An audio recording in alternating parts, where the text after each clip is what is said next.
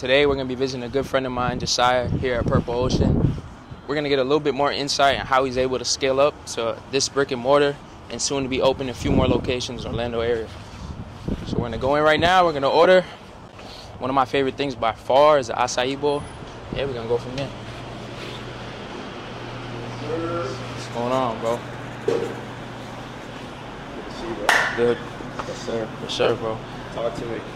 I'll do the Joe bowls, Okay.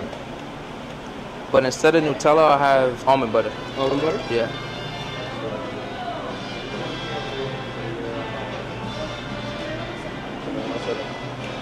Alright, I have something special for you, bro. I think I'm gonna have you throw your hands on one. Now let's do it. Yeah, Make it happen, bro. For sure. Yeah? Let's do it. Yeah, Let's I'm do it, definitely bro. let's make one. Let's do it. So as you can see, everything is cut daily, fresh. We have the kiwis over here. She's going in on those. We skinned them already. She's wrapping the fresh strawberries. She's dating them over here, making sure there's nice and fresh. And we have obviously control of our dates. That way we give everybody, you know, fresh fruit. For sure. So we're gonna jump in here. We have the fruit that we're using to create the bowls. Everything on the bottom is our overflow. Okay. So once we basically, you know, finish up top and we need to grab more fruit, all of our fresh fruit is going to be cut on the bottom. So we're just going to grab those and put them up top. We have our bases. So we have our acai base. We also have coconut, pitaya, and passion fruit as well that we just brought on, and we can mix and match. Yeah. I'm thinking I'm gonna do something similar to that. For sure. Yeah, so that's a little bit of what makes us different. Yeah. You know, is we can mix and match our bases. Okay, cool. It plays into, you know, the concept of we're from Puerto Rico. We're gonna bring limited ingredients from Puerto Rico like coconut and passion fruit to add to the bowls. Really takes us on another really level over here. I had a question though. Yeah, man. So we've been to about like 3 or 4 restaurants so far, Okay. and they've all stressed the importance of, you know, making sure that the portions are curated to whatever it may be. How important is that within your restaurant? Making sure that, you know, your employees aren't just throwing money out the window. Yeah. Like, how does that help you, you know, succeed and be able to scale to where you're at now? That's a great question. That's a great question. Not only does it help us on our return of investment, right? But it gives us an ability to go really hard on quality control on what the product looks like, right? Because we don't want, you know, another bowl looking different from, you know, the menu items that we have already curated and put in place. So portion control is huge. You know, not only on the price portion of it, but just so that the product looks identical, you know, time and time again. So we have a great training program. Sure. We have a great employee handbook and great leaders that implement obviously all those things. But yes, man, it's super huge. We're gonna get our hands on a acai bowl right now. We're gonna go over portion control. One more question. Yeah. So when it comes to hiring employees, like, you want to make sure you're hiring people that value, you know, your restaurant. Yes. So how important is, you know, hiring the right person to work behind the counter when you're not here? You know, Very important, because they're the ones that are going to represent you. Exactly. You know, that's the first person that the customer sees when they walk in. So that's super imperative. And a good way that I've seen to be able to bring on qualified people is they need to be a customer first, actually, because they already resonate with the concept. You know, they're already bought into either the product and the branding and the mission statement. So I think that, you know, that has been our best employees coming in, is really customers first. There you go. Perfect. Good? Yep, perfect.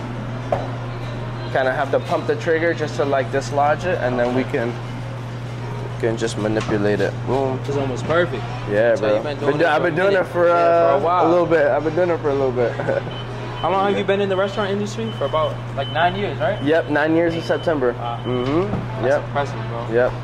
So don't most businesses, especially restaurant businesses, fail after 3 to 5? Yeah, 3 to 5. You know, that's kind of, you know, the beginning inception portion of the restaurant, just to get the ball rolling, bro, and really understand management and financials behind it. And it's very seasonal, so that's why sometimes it's tough, because obviously, and we want to, with our marketing, balance that out.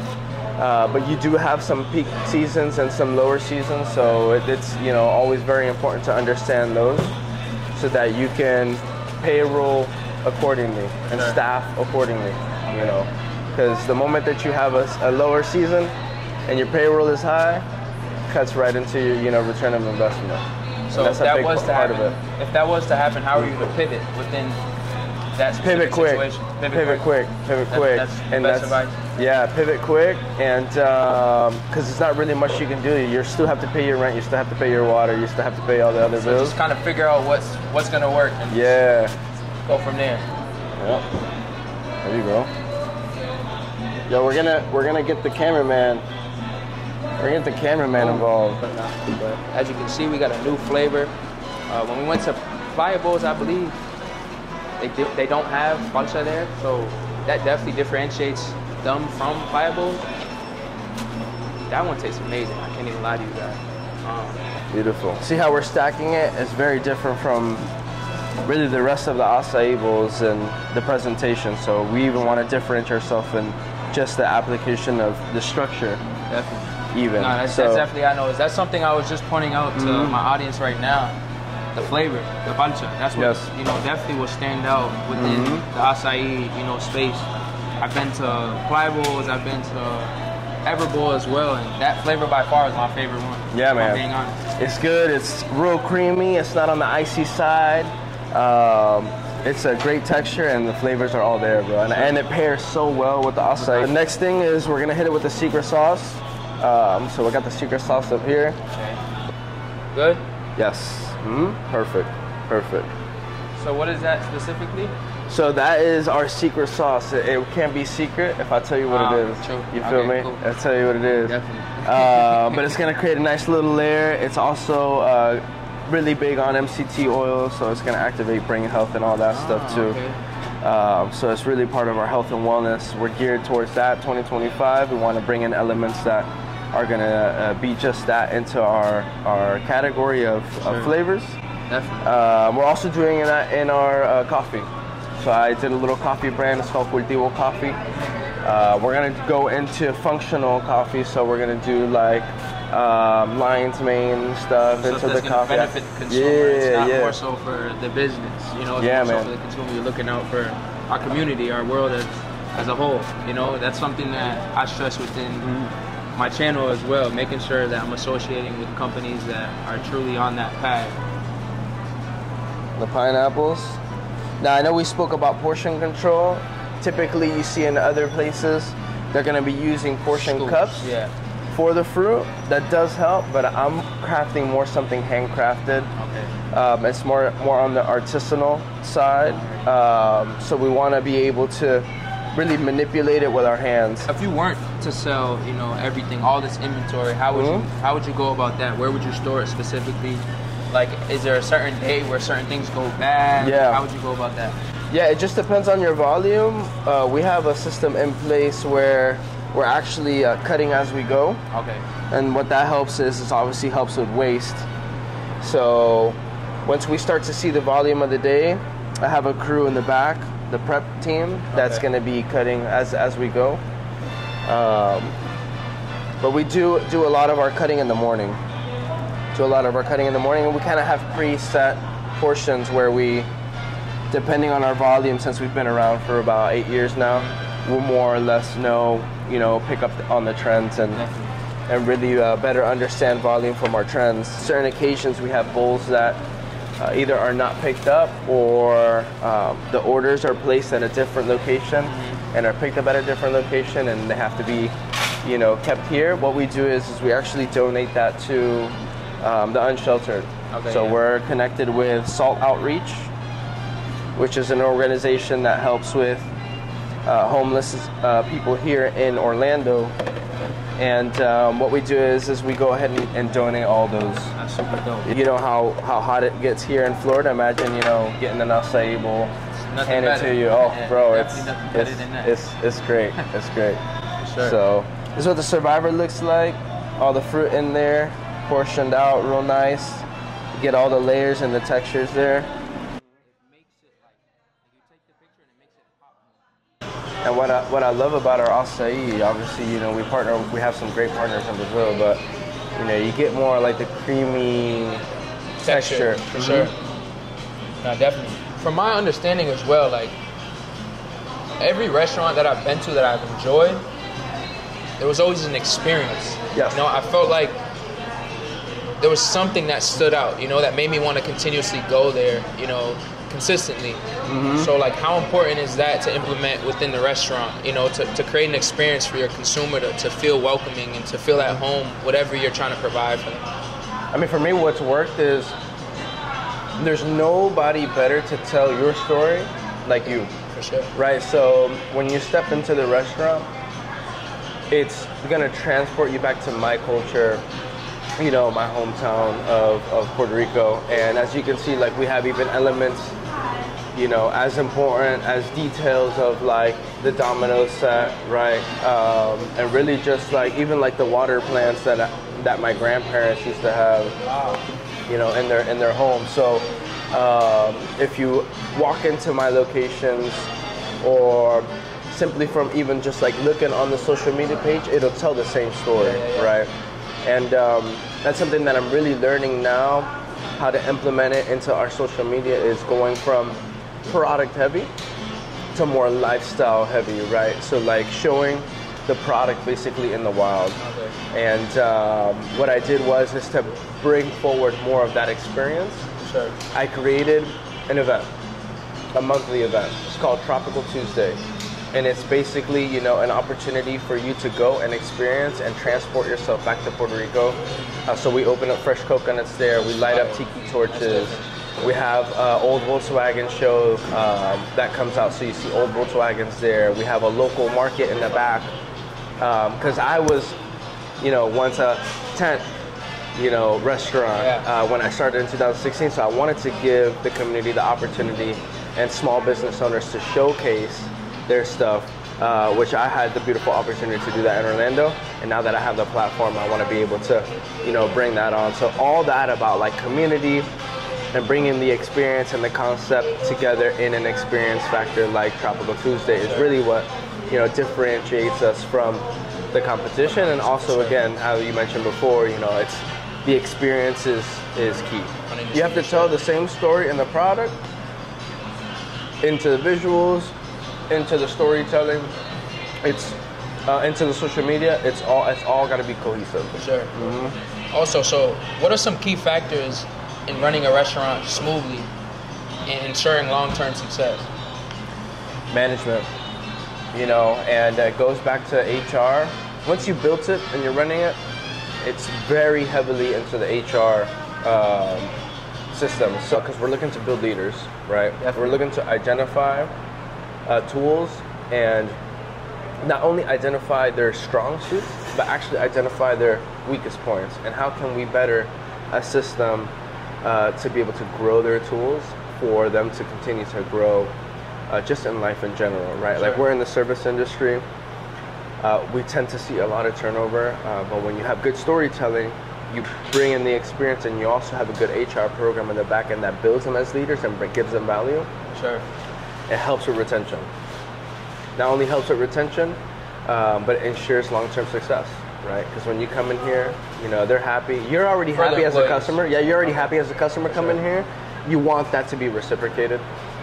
So I actually flipped the model of, you know, how typically restaurants are like customers first, customers first.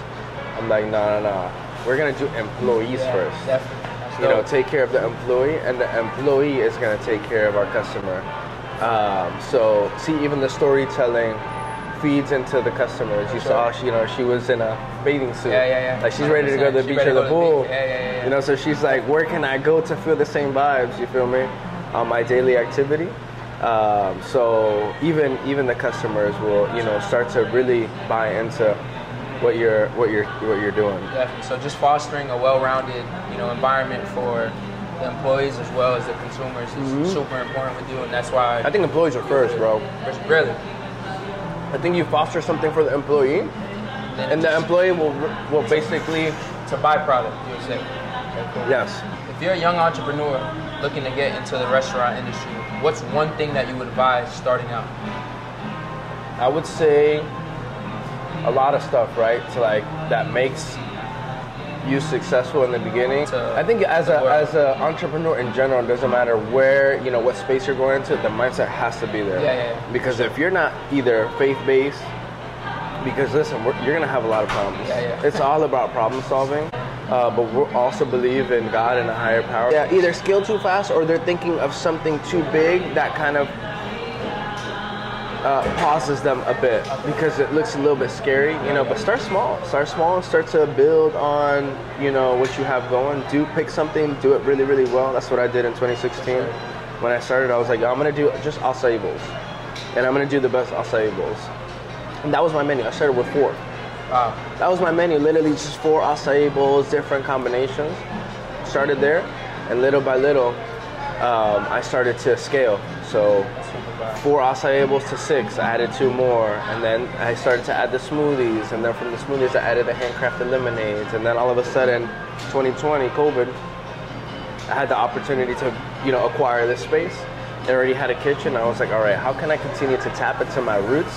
My Puerto Rican roots. I'm like, all right, so I'm gonna do alcapurria and empanadilla, and I'm gonna do something that's a little bit more universal. I'm gonna do burgers, but I'm gonna do it with a Puerto Rican twist. I'm gonna do tostones and maduros inside. So again, on the storytelling, continue to tell that story in everything that you do. You would say it's just start small, dominate that specific product, and then slowly scale for that long-term success. 100%. For sure. 100%. Definitely, man. And plus you have, you know, smaller scale problems that you can start to problem solve and get used to, you know, solving problems in that space. So yeah, bro, I just really want to appreciate, you know, welcoming me in, showing me around, and just giving more insight, you know, to my audience as well as myself, you know, about the restaurant industry. Yeah, man, it was a pleasure, bro. Always a pleasure to have you, bro. Sure, Always. Let's dig in, man. Yes, sir. So we're now here at 3 Natives, which is another health and wellness spot here in Orlando, Florida, as well as all over down south. The owner does not want to be on camera, so hopefully they still allow us to interview him, and I'll just be asking the questions while the camera's faced on me. So we're gonna go in and see what they're about, ask them some questions, get some more insight as well. Let's do it, man. Entra. Hello. How you doing? So what exactly, like, do you do? So pretty much I just display to my audience, you know, the importance of the health and wellness space, and just educate them on, you know, the steps of starting a business and how to go about that. Even if I just ask the questions, the camera's, you know, facing you. Yeah, you know what I'm saying? That works, yeah. Just to get some more insight, and then also bring brand awareness to 3 Natives as well. Awesome. So are you from like this from area? Orlando, yeah. Okay, cool. Yeah. Definitely. Awesome. I was just asking him that same thing, like, what is it? The chronic. So good. All right, that's fine. We'll go Chronic, with that. yeah. We'll go with that one. Thank you. Appreciate it. Thank you. What's your name? Edwin. Jaythan. Nice to meet you guys. Can, like, you know, get some more insight on, you know, for the young entrepreneurs out there looking to start a business. Interview you with the camera facing me, and you kind of just answer the questions. Is that something that's possible? Just to bring more brand awareness, because I do have a huge following on social media. No, I know who you are. My son played A ball, so. Oh, really? I've been to the big house, I've seen you play, you know what I'm saying? That's what's up. Yeah, definitely. Yeah, we could do that. I just prefer not to be on camera because I own the other one in Lake Mary too. That's what I'm saying. Like, I can just ask the question. Yeah. Just kind of have the mic and the camera's facing me. Appreciate it. Thank you. You know, I used to watch like all the Treyway videos. Oh, okay. It's like Emmanuel Maldonado, all the battles. Yeah. I was like in the loop with all the local players and stuff like that. You know. So, how long have you been in the smoothie business for? So, we bought this store in 2020, right after COVID. The old owner didn't want it no more, and he bought it as an asset sale. Is this something that you're like also super passionate about, like the health and wellness space? I am. So I'll be honest with you, when I first took it over, I wasn't the healthiest person. For sure. But now, slowly by little, you know, I was 244 pounds. Now I'm down to 217. Wow. And that's mainly just drinking smoothies, acai bowls, trying to eat clean, and it's definitely a long road and a process, but that's how I look at it, you know. That's awesome, man, because like this is something that, you know, people as yourself, I'm trying to continue to associate myself with as well, not just from a business standpoint, but also something they live by, you know. I find that real important to make sure, you know, I'm learning and associating myself with individuals like yourself. Yeah, the more you show the store love, the more it's going to show you love. The store also, it's all what you want out of it. For sure. You want it as a small investment and you're never here and you hire a manager, you know, and you make a small investment, or do you want to be here, you know, and make all that money, you know, and, sure. and then keep growing and do another store and another store. Because there's other franchise owners that have like 3, 4 stores too. That's mainly like in the Boca area and in the Tampa Bay area. A lot of those guys are doing really well. What's one of the most difficult tasks about, you know, buying a franchise? Like, is it management? Like, what would you say? Is it hiring the right employee? Our 2 biggest things are food cost and food availability, because our distributors constantly out of stuff, constantly raising the price. Definitely. We have here, because we're so close to the college, we have a lot of staff. Half the staff is on spring break, and they all live down south, Boca area, Miami area. So how do you go about, you know, replacing them? I have like half of them are local, half of them are out of towners. So I have all my local staffs working this week, you know, and it's it only happens like during spring break in the summertime, but for the rest of the week, rest of the year is pretty good. From your experience, what are the most important factors in running a restaurant? Watch your food costs. It's very easy to, you know, throw money out the window. Say, hey, let me order more of this, even though you don't need it, and then at the end of the week it doesn't sell. You got to throw it away. That's all your money going out the window. Sure. If it's slow, you know, you got to watch your labor cost. You know, you got to. Normally we have 4 people on staff, but this week for spring break we only have 3. Okay. So we're doing stuff like that. Cool. Yeah, definitely. So, how much capital would you need to start something along this realm in terms of 3 natives? Like, is it something that's very pricey, or how would you go about that? I think now it's pricey. They're probably going to want you to have like $250K to start up front. Okay. My suggestion is to find a place that either went out of business, because the one in Lake Mary used to be a pure green. That one went out of business. We did very little to it. You know, paint, outdoor sign, invested, you know, probably under $50,000 to get that one going. Wow. So there's a lot of like clean juices going out, out of business. Go find one of those locations. You go in there, you don't got to do much. You got to buy the equipment, that's it. Location is one of the most important as well. Location is very important. We're literally across the street from the college. My other store is in this same plaza as a 24-hour fitness gym. Wow. So you get a lot of gym people going there. So yeah, definitely location. If you're a young entrepreneur looking to get started within the restaurant industry, what's one thing that you would advise starting out? I would advise your credit has to be right. You know, you can open a business with no money, but you gotta have good credit. You know, you gotta have a good relationship with banks in order to get that capital, and you can start a business with other people's money. It doesn't have to be your own. So just leveraging the banks, but also establishing good credit. You know, if you have bad credit, no one's gonna want to help you. No one's gonna want to give you a capital loan or anything like that. So. No, definitely. Well, I really appreciate you, man. No problem, Thank you for taking time out your day for this interview. Bless it, man. Definitely connect with someone as yourself. We're going to be interviewing another CEO, another owner within the health and wellness space. Her name is Tatiana here at Earthy Picks. And again, every business is the same. The principles are all the same. What differentiates each one is what they do within the business. Hello, how you doing? Hi, how are you? Good, Jaythan. So yeah, just coming in, just want to get some more insight on how you're able to scale up to where we're at here today. So is it fine if we can go back behind the counter and make something happen? Sure, let's go. Perfect. All right, let's do it. So we're gonna make our top seller burrito, the no age burrito. Everybody loves this burrito. It's so good. Okay, so what does it consist of? Like, what do you have in there? It comes with massage kale, quinoa mix. We mix the quinoa with onion, cilantro, and then we add 2 plantains. That's like the Latin twist to it. Avocado, crispy onions, and sauces like spicy aioli and cilantro aioli. They're so good. What inspired you to, open up this specific brick and mortar?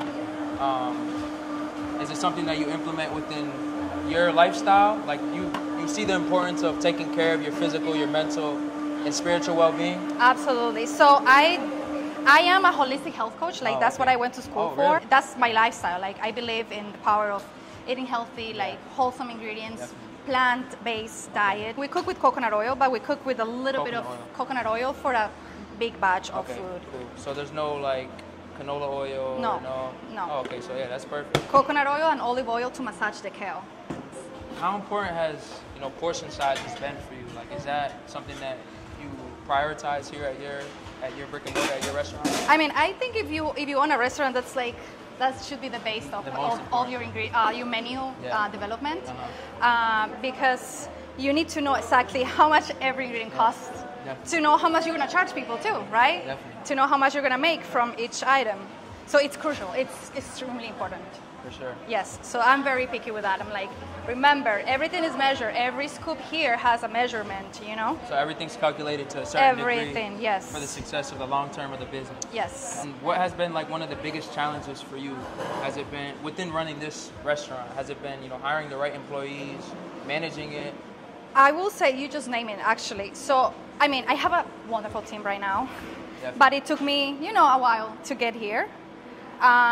I do have like a lot of standards here for like how to greet customers, how to assemble, how to serve, how to present all the dishes, how to clean. Like, I have standards for everything, and it has been sometimes difficult to find someone who it's aligned with all the standards. Prioritizes Yes. the same thing as Yes. Yeah. You know how to run the business. Yes. And then you I gotta know let the every employees position work. here. Yeah, like, yeah. I can open the kitchen, I can do everything. Definitely. But I also have, you know, a restaurant is not just like the operation. There is so much more behind it. That's what I'm taking care of right now. Would you say that's the ultimate goal too, to like make sure, you know, you have people managing it, so you can be on the outside making it happen, and being able to scale it from the pop-up to where we are here in a few words, if possible? Ooh, in a few words, okay. Not a few words, but, you know. Yes, Just so... take me through the process, just so I have a little bit, you know, more of understanding, as well as for my audience, you know, so that they can really understand, like, this is not just a walk in the park. Like, you really have to, you know, grind. You really have to work for what you want, you know, to make it happen. And just become a student and, you know, learn from as many people as you can. And, wow, that's beautiful. You have to have a passion for... for whatever you want to venture in. I am extremely passionate about health and wellness. I'm very passionate about food. I'm sorry, Mariana. I'm very, very passionate about healthy food, about eating healthy, having a holistic lifestyle. And I love hospitality. I love taking care of people. Like, I'm Colombian, and that's like part of my roots. You know, I was raised, you know, like gathering people around food. So first of all, that was my passion. I had a mission to like continue, you know, like creating experiences for people.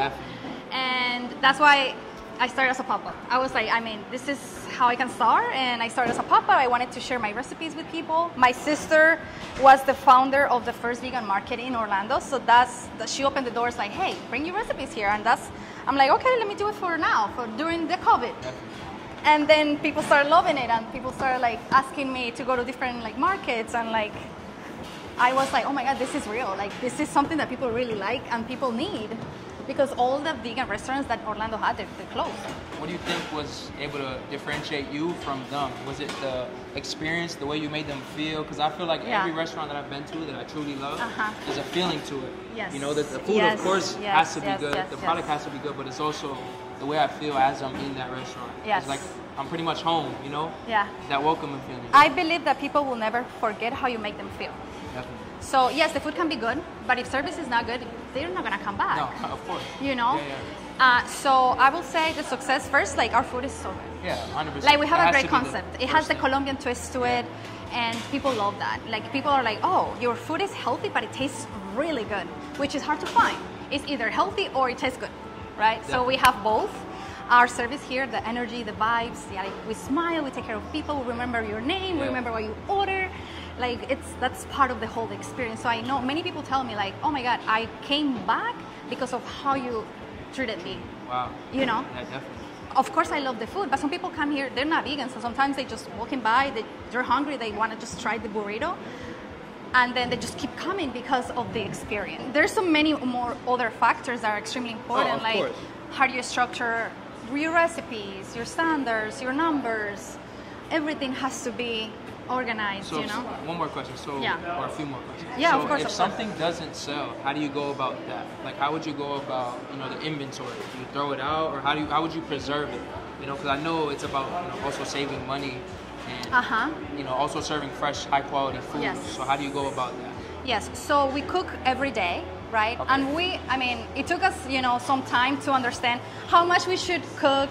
And we're constantly like growing and growing and growing. So sometimes maybe you cook less than you need, so you just have to like be like, oh, it's sold out.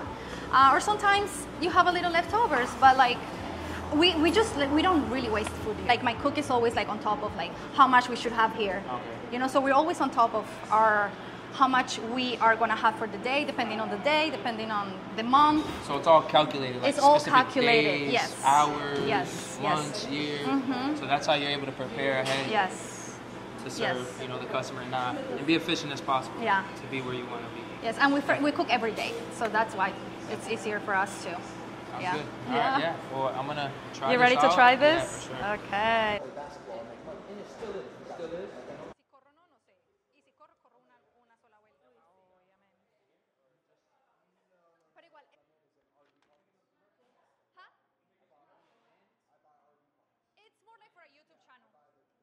The biggest thing, bro, here is you got to go out and take imperfect action.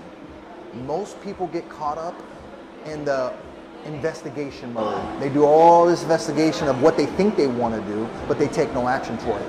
So what I would say for you is do something in the food and health and wellness space, get in that space, and whatever you end up doing might not be the end result. But when you're in that space, you start meeting other people that you can collaborate with. Because guess what? Business is a contact sport. And if you're not making contact with people who have like-minded like you within that space, you're going to stay stagnant and you're not going to do any damn action. So the biggest thing is for you to actually get in that space, do something in that space, right? Whether you're selling a product, whether you're creating some type of brand, a juice shop, I don't know. But you get in it, create that imperfect action, whether it's successful or not. If it's not successful, don't look at it like a failure and look at it like, hey, how many people did I connect with? How many people did I rub elbows with, right? How many lessons did I learn? But it's the imperfect action that you take on a daily basis to get to what you want to go. You hear this saying, analysis paralysis? Analysis paralysis just means like, you say you want to do something, right? You sit, you read about it, you hear the podcast about it, you watch YouTube videos about it, and guess what? At the end of the fucking day, you don't do anything and take any action toward what you really want to do. You know what I'm saying? Yeah. So it's out there getting there and getting your feet wet. Sure. And getting that feet wet every single day, little by little, not jumping and trying to climb the whole mountain at once. If you do that every single day, then you'll eventually figure out it will be a lot more clear to you where you want to go and what you want to do. So one thing you might also want to do, you might want to go to like conventions that have health and wellness in them.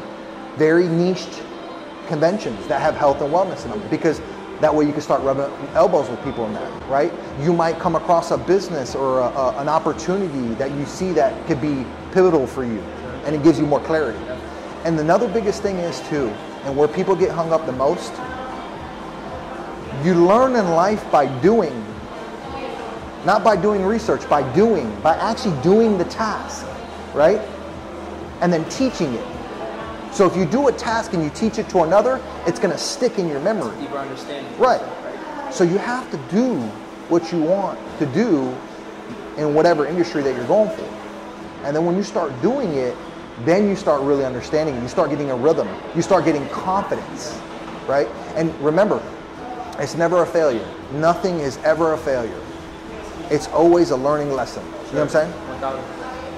Appreciate you, man. Let's do it, bro. It's a pleasure, man. We can definitely link up, definitely connect. Let's do it. On the way, I'll jump on your podcast. We'll hit it. I ain't gonna lie. If you're in the Orlando area, you guys have to stop at Berkeley Fish.